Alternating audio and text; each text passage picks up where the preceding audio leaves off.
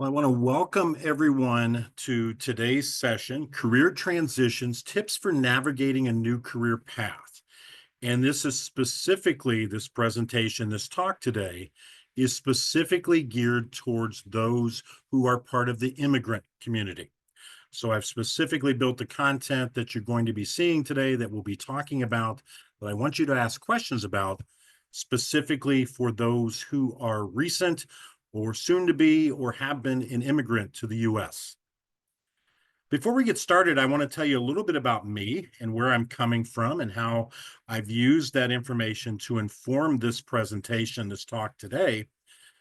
I spent 25 years in corporate HR with both large and small companies, with companies that had a reach certainly within the US, but also around the world. And I've quite literally worked with thousands of professionals at various stages in their career. Many of them were not native to the US. They possibly immigrated at some point in their life. Some of them were very recent immigrants. And in fact, in my current work as CEO of HR Kyle Services, I work with many individuals who are quite literally from all around the world. And they may have just come to the US, or in some cases, they're planning on relocating to the United States. As HR Kyle Services, we consider ourselves your guide through the world of work. And this is based upon me and my team and our extensive experience in this thing we call the world of work. So I'll bring all of this experience and these experiences and these stories and so on to this discussion here today. If you would like to connect with me, I provided 2 QR codes that you are more than welcome to scan to connect with me via LinkedIn or through my full contact information. And I'd love to connect with everyone that's tuning in today. Believe in the power of networking, and that's something that we'll be talking about today that you can use to your benefit as you seek to make a career transition. I also offer numerous free resources. You'll find a lot of information through these various sources, whether it's my YouTube channel, podcast, our weekly blog that I post each week, as well as our radio station known as Worksphere Radio, where we share a lot of information around job searching, leadership, interviewing, making job transitions, and so on. So there's a lot of information out there that's available to you at no charge to help you through this career transition that we're talking about today. Today's objectives are relatively simple. One, we want to understand how to assess your transferable skills. So those skills that you have, that you've gained through your work and your career experience, how can those be used in other types of jobs? We're going to explore strategies for researching and entering new industries. So we've determined those transferable skills. Now we're going to say, hey, where can we use those from an industry or from a job standpoint? We're also going to learn how to market yourself effectively. Again, we know your skills, we know where they fit in, but now you're going to help others see that same value that you're seeing. And then finally, for any sort of career success, regardless if you're an immigrant or not, you must build a support network that's around you to support your success. And that's something that we're going to talk about today as well. First off, let's start talking about understanding career transitions. So, what exactly is a career transition? Well, a career transition can come in any number of different forms. It may be as simple as going from one job type to a next, one industry to another, or in the case of many in this audience today, going to a different physical location where jobs look, sound, and possibly do different things than they did where you came from. All of those represent what's known as a career transition. Now, what are some of the more common reasons for career shifts? Again, I alluded to some of one there immediately. You simply move from one location to another. And for example, I'll use the US. There are certain parts of the country where one of the more prominent industries is gas and fuel and those type of industries. However, if you move to other parts of the US, we don't have a thriving industry around gasoline and petroleum and oil production and so on. So if you're moving to a different area and you've worked in that field, well, you've got to determine how this move now is going to change what your career looks like. But there are other reasons for career shifts as well. We may, quite frankly, be bored in the job that we're doing. And we're saying, gosh, I want to do something different that gets me excited to wake up each morning and do a different type of task and work with different types of people. We may be in a career that keeps us, quote unquote, behind the scenes. Maybe you're a bookkeeper or you're someone that processes the bills or invoices for an organization, but you really like working with people and you want to work with customers on a day-to-day basis. So you're looking to transition from a role that's not as much customer facing to a customer facing role. And sometimes, and we work with a lot of clients that work through this as well, who are in an industry that they just don't like where the industry's heading. One of the more common examples, especially in the US, is teaching. A lot of teachers, and we work with these individuals all the time, are just not happy where education in the US is heading and where they can make a difference. It's not providing the job satisfaction that they're looking for. So they're looking to take those skills that they learned in the education realm and academia and use those in other areas where they can feel more career satisfaction. So again, there's a lot of different reasons that we go through career shifts. And of course, not the least of which that we've come from a place where a particular industry is prominent to another geographical area where it's not so much. And I come in and I work with a lot of individuals who have emigrated to the US where that happens. And I'll be sharing one of those a little bit later and how we worked with this individual to navigate that transition and still provide him career success. And then again, there's challenges specific, as we've talked about time and again, that are very specific to immigrant professionals in general. Again, I'll give you one example a little bit later on and how we help that individual. But again, as we know, different industries, different fields, different needs exist depending on where you're located throughout the world. Again, that may well affect the career that you're working in. I really want to navigate this discussion today in a step-by-step process. And I want to do that because I want you to see this as something that you can do systematically. And in fact, you want to do it systematically. My experience tells me that by following these steps, you're more likely to land in a role, in an industry, in a job that's much more satisfactory and satisfying and enriching to you, not only currently, but in the future. So we're going to approach this by a step-by-step manner. So follow with me on this. Step one, let's do an open, honest self-assessment. Let's talk about your strengths, the things that you're really good at, the skills that you currently possess, and also let's think about the values, the things that are important to you in a job, in an organization, in the output that you produce. Maybe it's in the industry that you're involved in. And let's talk a little bit more about these. So let's say, for example, when you look at your strengths, you're really good at working with people and helping them solve problems. So that's a strength of yours. The skill comes in and your ability to take a problem, break it down, and come up with multiple solutions and multiple options for a person to undertake.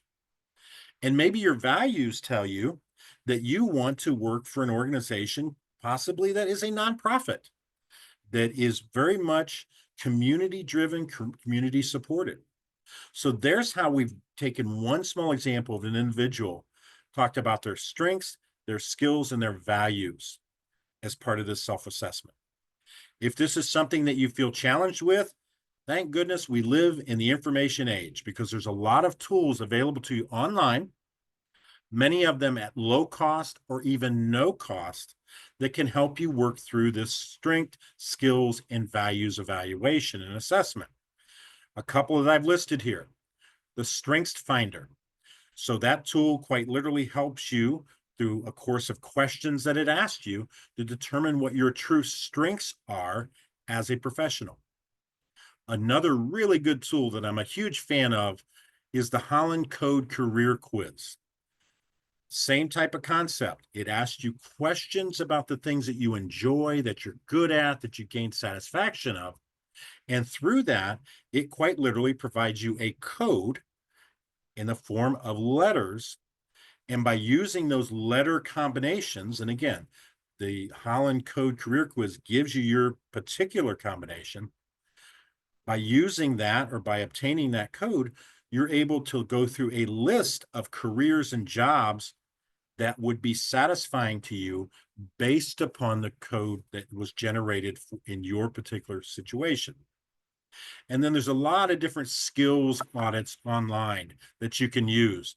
Again, by answering questions and expressing your interest in the things that you like to do, that will allow you and enable you to create a list of skills that you can then use as the first part of the step. Keep in mind, this is only step one. We're going to work through this process. The other thing I always encourage my clients to do is ask yourself, what do I enjoy? What are the things that I get satisfaction from? Do I like to create things? Do I like to use my hands? Do I like to help people? Do I get a lot of satisfaction from that? Am I the kind of person that just enjoys being behind the scenes more and doing the work and not having so much interaction, but where I'm sitting at a desk and I'm focused on task after task after task? And then ask yourself, what am I good at? So ideally, those go together, or you're going to find those things. You're going to have the list of what do I enjoy and what I'm good at, and then we begin to make a match based upon that. Because as we all know, sometimes we can enjoy something, and quite honestly, we're not quite good at it. I know I've got a few of those things that I really enjoy, but I would be hesitant to share it with anyone because it probably doesn't look that good. And then finally, I encourage all my clients on this as well. What matters to you? What matters to you? What makes you excited to get up each day? How do you look at the world? Through what type of lens do you look at the world? That's what you'd use to determine what matters to you in this world. And in a lot of this too, we talk about what is our legacy? What are we leaving behind? For me, that's something that I look at that's important to me. I want to look at what type of legacy, what type of impression, what type of image have I left behind? What type of impact have I made in this world? Those are the things that are important to me. And then I always say too, in your self-assessment, what gets you excited? I know I've mentioned that a couple of times, but I don't want to lose sight of that. This is an exciting chance to make a change. Don't look at this as, oh my gosh, over here I was doing this and now I got to reconsider and look at these other things. This is exciting. You have the world before you right now to make a switch, make a change, make a pivot, whatever you want to call that, to do something that gets you really excited about getting up every day. So that's how I want you to approach your self-assessment. There's some ways to do that. That's step one of this process we're working through today. Step two, we've determined those things, those values, those strengths, those skills, the things that get us excited, and so on. Now let's begin to determine what are our transferable skills. So what are those skills that we are really good at, that we get a lot of satisfaction from, that we enjoy doing, that might carry over into other things? And maybe, again, you're really good at building things or making things, either in person, online, through virtual tools or whatever. Well, as we all know, that's a skill that can carry over into a lot of different areas, especially if you're good with using your hands, for example.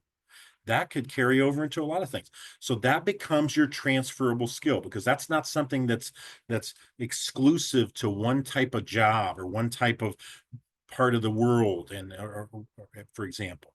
And I've got some other examples here: communication, problem solving, leadership, bilingual ability. Please, as an immigrant, don't devalue your ability to speak multiple languages. There are plenty of jobs out there, and I've hired more than a few in my time, where I needed a professional who could speak another language other than English. And we were willing to pay a premium for that. So sometimes we look at situations as, oh gosh, I'm leaving this country to come to the US, and what do I bring? Well, the first thing you bring is the ability to speak more than just English. Because what's unique maybe not in a positive way in the US, is those of us who are native to the US most typically only speak one language. But what I found is all of my friends who come from other countries, they almost always, for one, they're always bilingual because they've worked to master their English before they come to the US. So right off the top, they're bilingual. But my experience has taught me that many times they're trilingual, multilingual,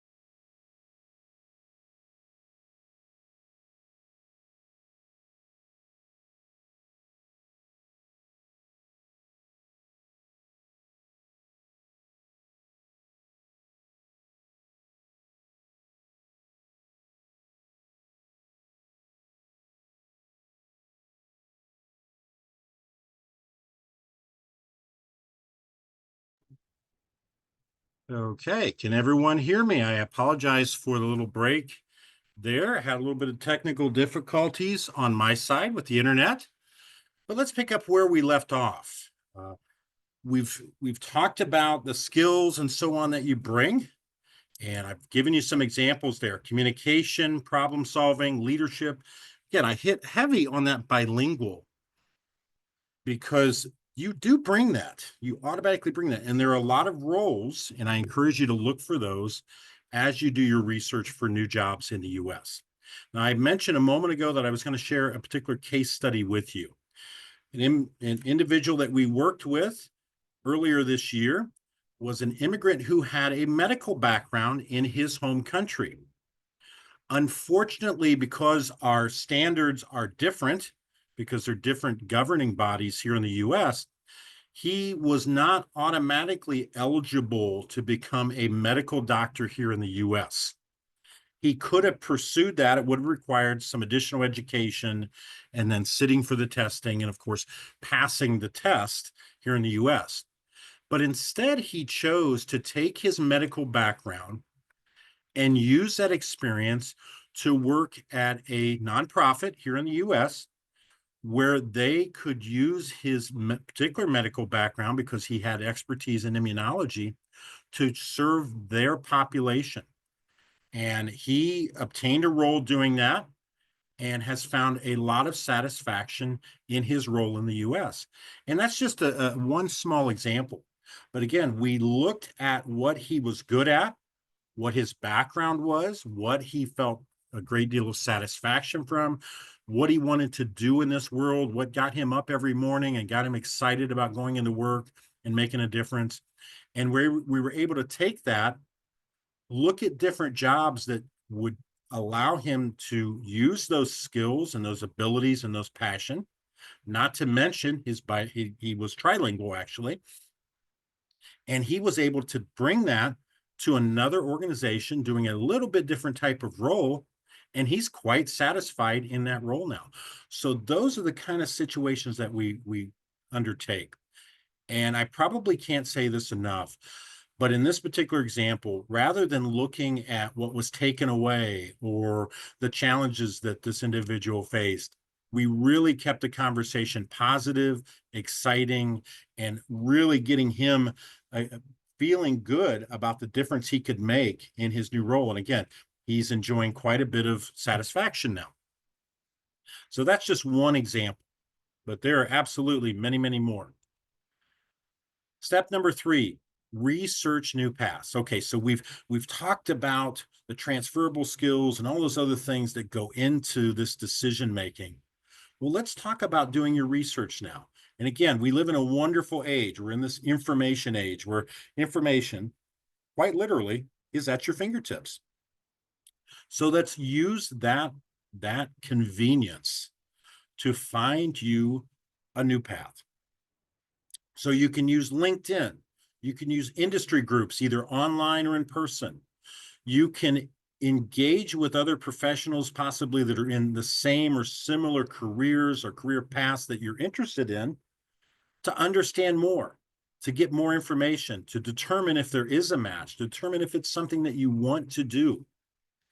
And a lot of times you can simply do a search based upon the job skill. Maybe it is communication, maybe it is bilingual, and do that search on a LinkedIn or through some other tool that gets you excited about pursuing this particular career. The other thing I highly encourage you to do is look at job descriptions. Look at job descriptions of jobs that are requiring the kind of skills that you have and that you possess, and see what those jobs look like. And again, this can lead you to those informational interviews where you're talking with someone that does that job. So it gives you a little bit of a sneak peek as to what that job would look like on a day-to-day basis. Because again, on paper, it may look like it's exactly what you've wanted to do because it utilizes your skills and your passions. But then come to find out when you talk to someone that does it, it just doesn't quite get you excited. It's not quite what you thought it was. So again, this is where you're networking, looking at industry groups, really immersing yourself into the particular profession that you're looking to get into. That's where this leads you on these effective new paths. Because again, we're not just looking for a new path, we're looking for one that gives you that satisfaction that you want and that you need. And also, I highly encourage you to consider bridge jobs. What is that? So you've just come to the US, you know what you want to do career wise, you're starting to apply for those roles, but it's just not quite happening yet. So you still need to make a living, you still need to bring income into your household. So you take what we call in the US a bridge job. And maybe that's as simple as taking a job at a fast food restaurant or some sort of retail establishment, or maybe something that's close to what you've done before. So let's say, for example, in your home country or where you've come from, you were in the skilled trades. And this is a great example. I see this often. So you're not able to get a job directly in skilled trades. Initially, you've got to keep working at that and keep applying. But in the meantime, you apply to Home Depot or Lowe's or something like that, where they can use your expertise. It's not your final job. You're not going to work for that as your career, but it's a good way for you to use the skills that you have, make an income, which we all know is important, have some job satisfaction, and still be able to seek out those roles that are more likely to be where you want to be as a career path. So those are called bridge jobs. The other thing might be certifications. It could be as simple as, and I gave the example, which was more complicated from my individual who was a medical doctor in his home country. He would have required a lot of different education, a lot of additional education. But you may have done a particular job that might only require an additional certification in the US. One example that I could think of right off the top of my head is human resources. Maybe you worked in human resources in your home country where you came from. You come to the US, maybe it's as simple as taking one of the SPSR, or PHR, as it's known, and that's professional human resources. So studying for that, taking a course for your PHR, and then passing the certification and having that PHR on your name. And what that tells US employers now is you have the HR experience, so you've worked in the field, and you are certified in the US to work as a professional in human resources. So it was as simple as taking this course that took just a few weeks, preparing you to take this test. You're well prepared. You pass the test. Now you have a certification, again, that says to any employer who looks at it, this person is qualified to be an HR professional in the United States. And that's just one example. There's a lot of other examples to where certifications can come into play. Step 4. So again, we're building these steps on top of each other. Now you've chosen the career path that you want to go on. It's time to start building your personal brand. First way you do that is update that resume. And a big part of that update is going to come in the top of the resume where it says professional summary and where it says skills. Now you're going to use that to position yourself into the role that you want to go to. So you're taking that professional summary, that professional history that you've had, and you're crafting that message. So someone that looks at it, you're helping them understand, oh, okay, this person has this experience from where they've come from. Well, yes, that fits perfectly in this job over here that we offer. So you're helping them do that by updating your resume, by updating your LinkedIn profile. And by the way, quick caveat here. If you are not using LinkedIn, I highly encourage you to establish a LinkedIn profile, populate it with information about where you want to go, what you want to do, the skills that you possess, and make sure it is a profile that when someone such as myself, because I do a lot of this, is looking for particular professional skills for a job that I'm representing, I look at your profile and say, yes, that's exactly what I'm looking for. And then I can reach out to you. So again, you're using resume, LinkedIn, and so on to create a new personal brand based upon where you've been that's pointed towards where you want to go. Also, in helping people understand where your experience and your history and so on relates to where you want to go, be prepared to tell your stories. I'm going to come back to my medical doctor again. He had plenty of stories about the work that he had done where in his home country that he was able to share in an interview setting that helped the interviewer understand where he could fit in going forward, because there was a direct connection between where he had been and what he had done to what he wanted to do in his new roles. And again, I highly encourage you to practice your elevator pitch. And if you don't know what an elevator pitch is, I'll speak with you briefly about it here, but I encourage you to research it online, develop your own elevator pitch so you're prepared to give it. So the thinking behind a quote unquote elevator pitch is you've got about 30 seconds to let a person know who you are and the value that you bring, because that's how quick it is between getting on an elevator and reaching the floor that you desire. So think about it. You've stepped on an elevator, you push the button for floor 6, and you've got between floor 1 and floor 6 to turn to the person beside you and tell them who you are and have them say, wow, I'd like to know more about that person.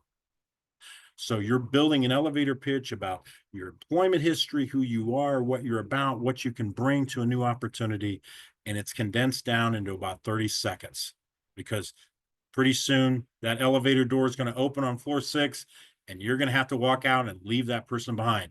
So you want to make sure they understand everything they needed to know about you so that they want to consider you further for a role with their organization.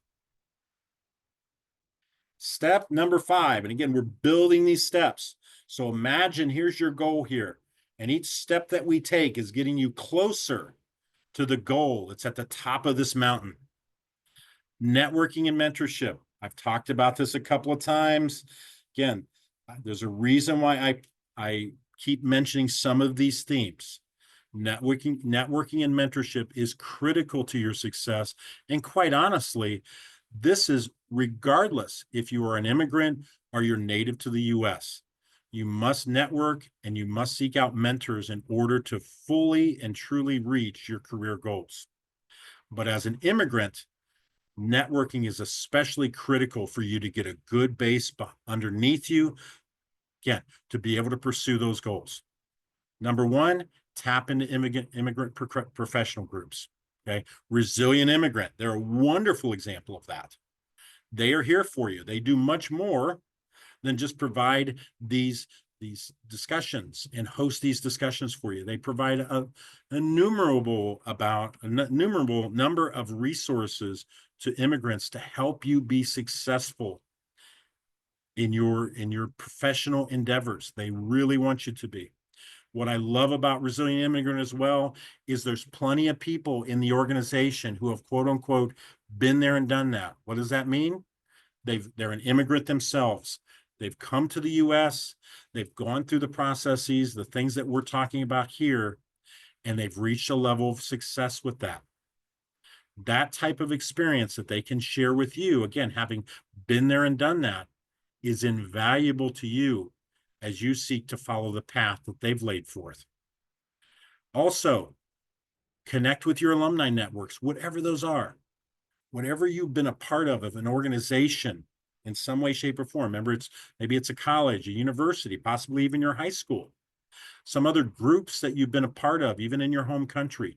Reconnect with those groups, those networks, because there may very well be, and it's probably a high likelihood, that there are people that are part of those groups that have either considered the path that you're on or they've already completed it. And the amount of information and connection and encouragement and advice, guidance, direction that they can provide to you, again, is invaluable.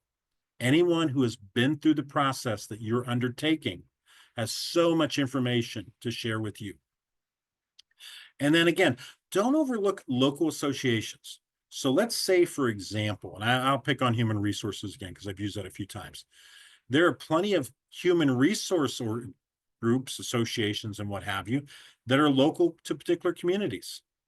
And doing a little bit of research online, you may find them. And that's a group that you want to connect with. And again, you've been an HR professional in your home country. We already talked about pursuing that professional HR certification we talked about. But now let's connect with other HR professionals here in the US to begin to build your network out and they can provide you advice and guidance and give you the tidbits and the look inside of what your particular profession, again, in this case, human resources, what it looks like in the US. So you can begin to understand, oh, okay, we did it this way in my home country, but in the US, they do it this way. Again, that's invaluable information to give you job leads, to prepare you for those interviews, to prepare you to be successful in your role going forward. And individuals in those groups, as I list in the second point, can be your mentors. They can be your allies. So if you have a question that comes up, for example, you can reach out to them and say, hey, I'm encountering this topic, this issue, this whatever it is in my job here. Can you help me navigate this so I handle it correctly? Or you just need someone to pick you up. Hey, it was a rough day at work, or it's been a rough time in your job search, and they can share with you some of the things that they've used to overcome that. So please seek out mentors, seek out allies. There are plenty of them out there that want to see you be successful, and they love to share and provide advice and guidance and enrich your experience, because that's why they're here. Of course, we talk about in person, but never look past the value of online. I have plenty of people who I consider to be allies and friends and connections and so on that are all around the world, and I've never met them in person. I only know them through our online connection. And that's the beauty of the world that we live in now. We live in this technological age where someone can be halfway around the world, but it feels like they're our neighbor. And again, utilize that in your job search, your networking, your mentorship, all of these other things as you seek out this new path here in the United States. And then also, don't underestimate informational interviews. I've mentioned that a couple of times, but you've made some mentors, you've done some networking. Ask that individual, would you mind if we sat down and conducted an informational interview? And that's an opportunity for you to sit one-on-one with them and ask your questions about the job, about the career, about the things you need to know, about some of the pitfalls, some of the things you need to work through. Again, those are invaluable peeks, as I call them, behind the curtain to help you be successful. Step number 6, job search strategies. Again, first point I've alluded to a little bit, but I'm going to hit on it big here. Make sure you tailor your application to each role. You may need to tweak your cover letter a little bit. You may need to tweak that resume a little bit, especially as it relates to your professional summary and your skills, to make sure that it fits with the job that you're applying to. And these could be just minor tweaks, but it helps that individual who's receiving your cover letter or receiving your resume to imagine you in this role that you're applying to. That's the goal at this point. You want to begin to help them imagine you in the role so that they'll bring you in for an interview and you can truly prove what you bring. And notice I said cover letter, and that's number 2. Submit a cover letter whenever you can. Please do this. As someone who is making a career transition, you may need to put extra effort, and probably will, to help that person who's looking at your background understand the connection from where you are to where you want to be. And a cover letter can do a wonderful job at helping them make that connection and fill in those gaps. Prepare for behavioral interviews.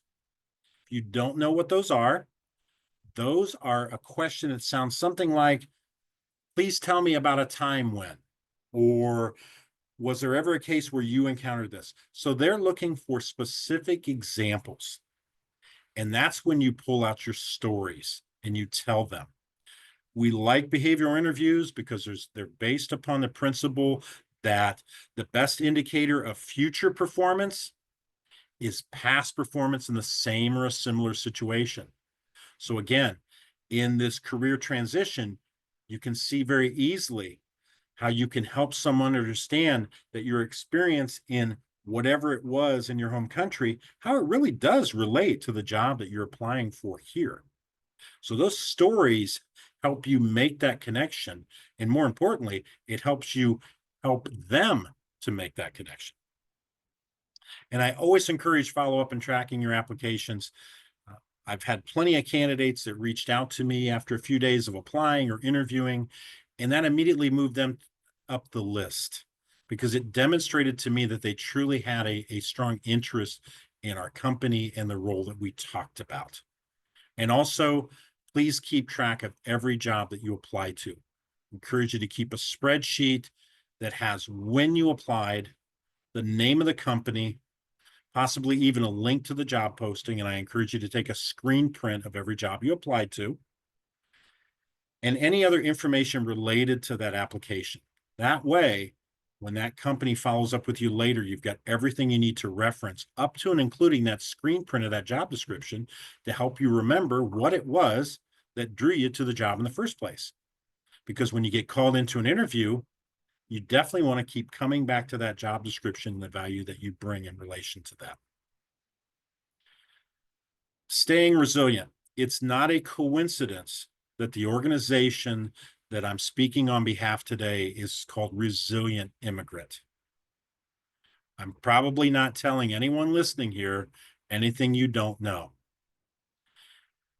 The move, the transition, whatever you want to call it, from your home country to the US is huge.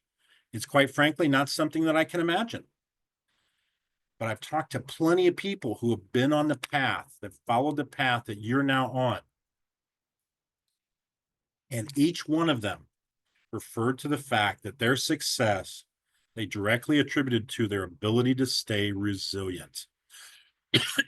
It will be challenging at times. You will encounter difficulties. You will encounter what might be called setbacks. I'll talk about those more here in a moment. This probably won't be a smooth and clear path. I hope and pray that it is, but many times it's not. And that's okay. Embrace the growth mindset. What does that mean? You hear that term thrown out all the time. Growth mindset. What does that mean? That means every situation that you encounter, what can you learn from that? How can that situation make you better, stronger, smarter, better prepared in the future? Whether it's a positive, whether it's a negative, or just falls somewhere in between. What can I gain from that situation that will serve me well in the future? And especially those setbacks, guys, take those as learning opportunities. In my work, when I work with candidates all the time, and they've had an interview, and the company has chosen another candidate, the first thing we talk about is, what did we learn from this?